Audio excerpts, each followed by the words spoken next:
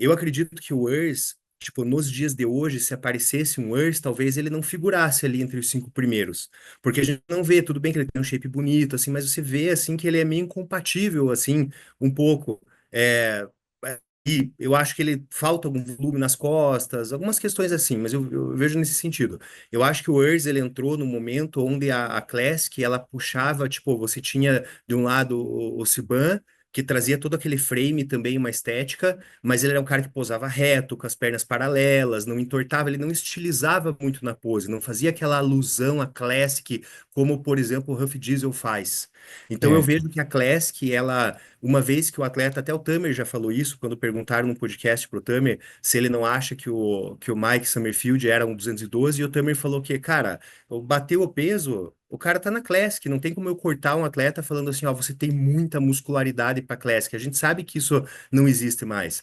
Então eu percebo assim que a Classic, ela é uma categoria que uma vez que você bateu o peso, ela tá julgando pelo frame, ela tá julgando pelo X, ela tá julgando pela muscularidade, só que é lógico que tem estética. Só que ela permite que um atleta que tem aquela configuração tipo que o Arnold tinha, de ter as pernas mais finas, esse atleta, às vezes, ele se dê bem. Como é, por exemplo, o caso do Wesley Vissers, como é o caso de outros atletas assim. Então, eu percebo assim que a Classic, na maior parte do tempo, ela tem pego o atleta em X, mas se tem aquele atleta que não é em X, mas tem aquela alusão ao Classic, ela tem contemplado aquele atleta. Então, eu tô falando isso por quê, cara? Porque assim, tipo, o Huff, ele é um atleta que pensa, já foi, cara, já ficou ali atrás do Seban, já teve ótimas colocações, ele já tá no radar. E ele tá voltando, tipo, muito melhor. Então, assim, para ser bem sincero, cara, tipo, eu acho praticamente impossível que ele não ganhe, velho. Em virtude disso. Entendeu? Porque assim, porque uma vez que a gente está trabalhando com critérios flutuantes, o que que é o critério O que flutuante? que Tipo, é um beleza, critério flutuante? a gente tá falando bastante de frame, né? Mas é o critério, tipo, ele pode ir para uma questão mais estética, ele pode ir para uma questão, por exemplo, você acha que o Urs ele tem muito frame ou não? Acho que ele é estreito, né? De Isso, frame. isso. É Ainda isso? mais posando totalmente de frente. Eu fico nervoso com você, Pajé. Você é um cara que manja pra caramba. Você pergunta assim, eu falo, e se eu falar besteira perto do Pajé aqui, que Não, não é, coisa? cara. Eu tô dizendo assim, tipo, que a Classic, se o bodybuilding já é complicado, a Classic é 2 vezes mais complicado porque ela aceita muitas montagens e interpretações, entende?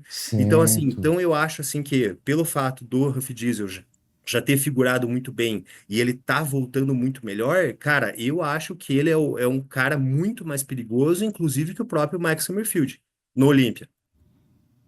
Eu concordo com você, cara. E comparando, pensando em Olímpia, minha opinião pessoal aqui, pensando em Olímpia, isso aqui, ó, vou mostrar pra vocês o Rough Diesel mais recente, rapaziada. O pessoal tá vendo, viu, Pajé, o Rough posando.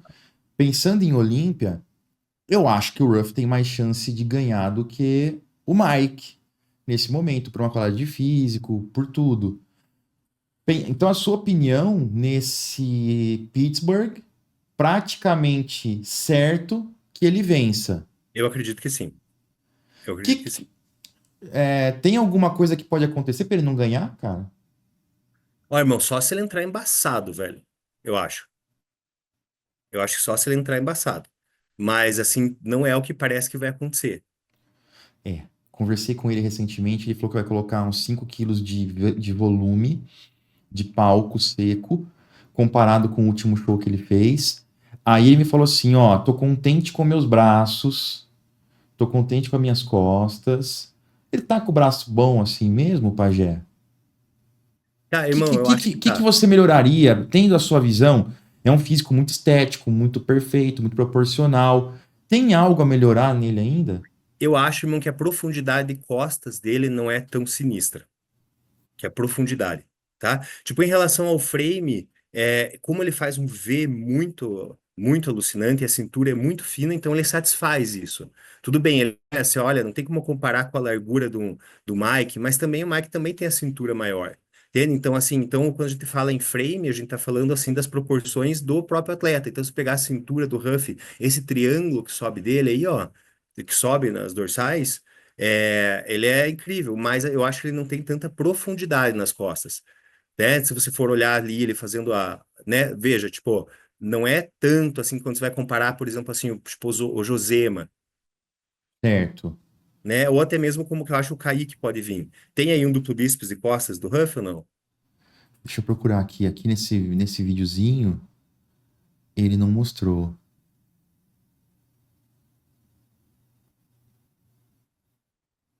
Deixa eu pôr numa outra aba.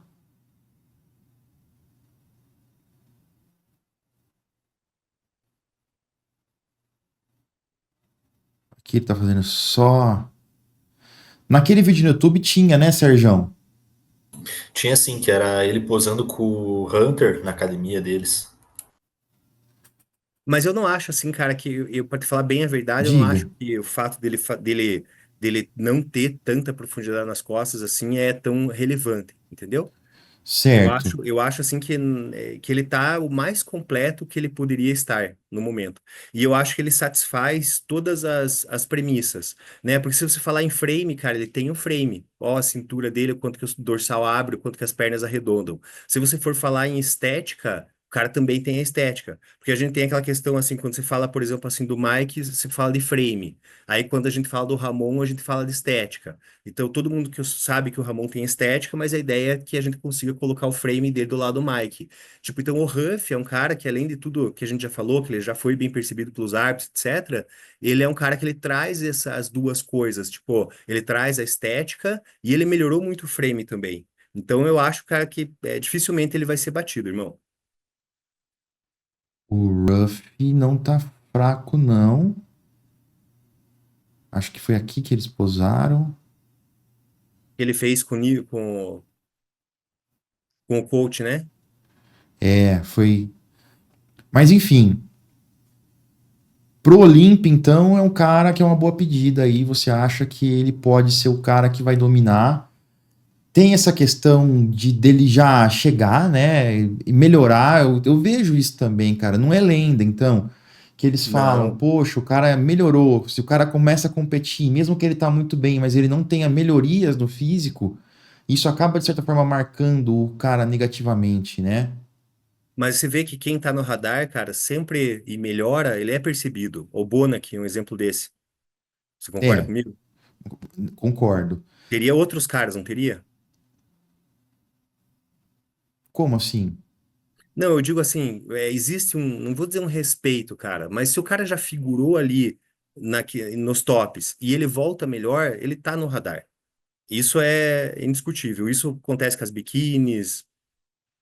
Ah, sim, com certeza. Com certeza. É, porque a opinião que eu tenho, tá? Opinião minha, que às vezes, dentro da arbitragem, tem alguns caras que a arbitragem gosta de premiar. Porque a galera tem que entender que o árbitro é um ser humano e ele tem uma opinião, muitas vezes, pessoal sobre isso. Então, por exemplo, quando tinha dúvida, o Ian Valier, qualquer. Pô, tá meio na dúvida. Ian Valier pra cima. Então, é Steve isso que eu tô falando, Kuklo, irmão. qualquer dúvida, tá duvidoso ali, tipo, impedimento, é mesma linha ou não é? Não é pro É, ataque? Não, pô, Steve é, Kuklo, é contra o Kuklo, ele sempre é. se ferrava, coitado. Então, o que a gente está falando assim, que teoricamente o fisiculturismo devia se basear só na linha do palco, aquela linha crua, fria do dia de hoje, da noite de hoje, que não quer saber de onde que o atleta veio, como é que aconteceu. Mas atrás dessa linha do palco tem a linha da trajetória também. E toda vez que existe um certo empate nessa linha do palco, existe, parece que uma, um olhar para essa linha da trajetória também, né? Concordo, cara, concordo.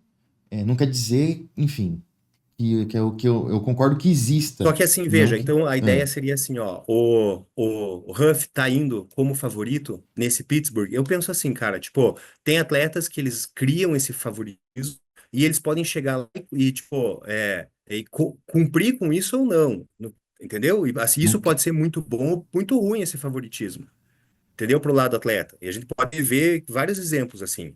Então eu acho que o cara que ele vai cumprir com esse favoritismo. Agora, independente assim,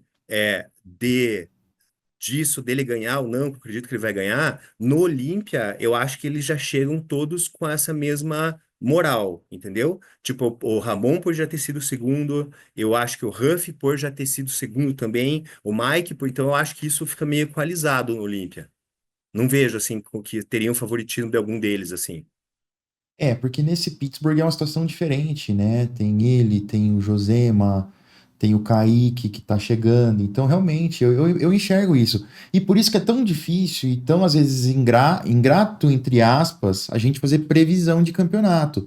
Eu sempre falo, a gente faz projeções, a gente projeta o que pode acontecer baseado no que a gente tá vendo, porque o Ruff tá excepcional. Pode chegar no dia, ele passa mal, comer uma comida estragada, ele chega embaçado, acontece Isso. e acabou. Não tem o que fazer, né? O bodybuilding é muito do dia, tem sempre essa ressalva.